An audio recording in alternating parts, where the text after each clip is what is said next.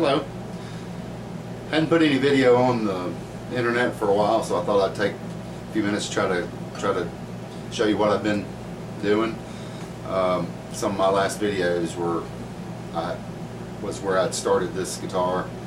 I called it a scrap guitar. The top I made out of an old door frame.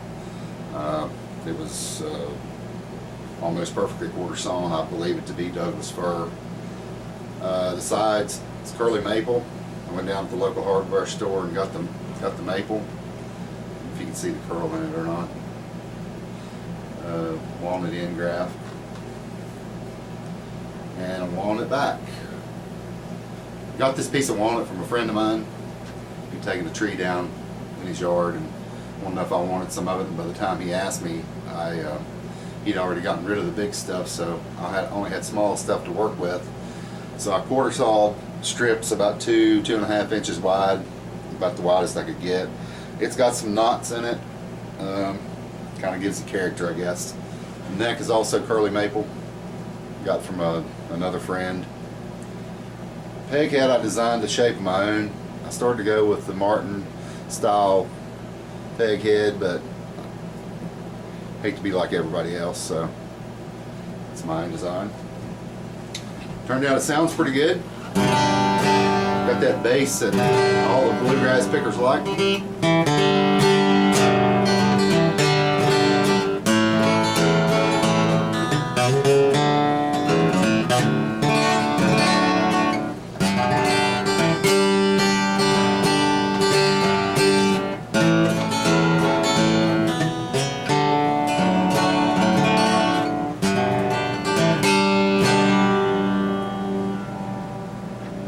Sounds pretty good.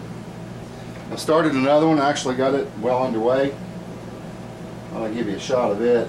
I used a dreadnaught pattern on it also, and the herringbone purfling. My first shot at trying the herringbone purfling. Turned out pretty good. Also herringbone rosette. Rosewood sides and back. That's a maple end graft. On the back I actually put 2 maple strips down the center just for decoration. A couple pieces of tape I got left on there from gluing the binding on. They can come off.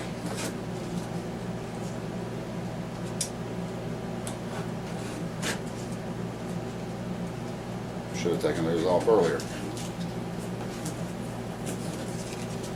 But I got a little bit of finish sanding to do, and it'll be ready for lacquer. The body will be.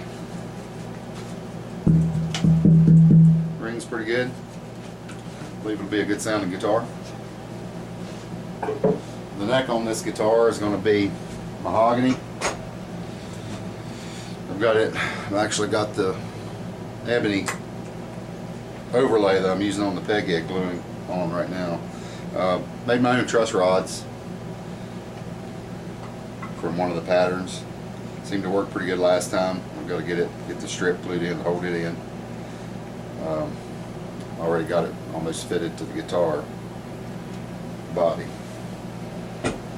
When I first started building guitars here a month or so ago, I decided pretty quick that I needed a way of getting the back and the top down to a specific thickness. An easy method of doing that, I came up with a thickness sander. Found a couple plans online and used those to build one of my own. Took, like I said, a couple of different plans that I found online, and that's what I ended up with. Seems to work pretty good. It's about 20 inches wide, so I can do a dreadnaught guitar, top and back, all at one time. Just used a 1/3 of a horsepower engine, a motor on an electric motor. That's all I had handy and cheap. Seems to be plenty powerful. Most of the plans I found called for at least a half. I don't think you'd be able to handle a half horsepower. I don't think you could take any more off, because when you go to working with the wood, it's hard to hold and take off a whole lot at one time. You have to do it in small increments anyway. So the third of a horsepower seems to work just fine for me. I'll try to do better with getting videos on. I know some people keep up with them, like to see them. They're a little time consuming for me to process and get uploaded. I do it all myself, so it takes away from my building time.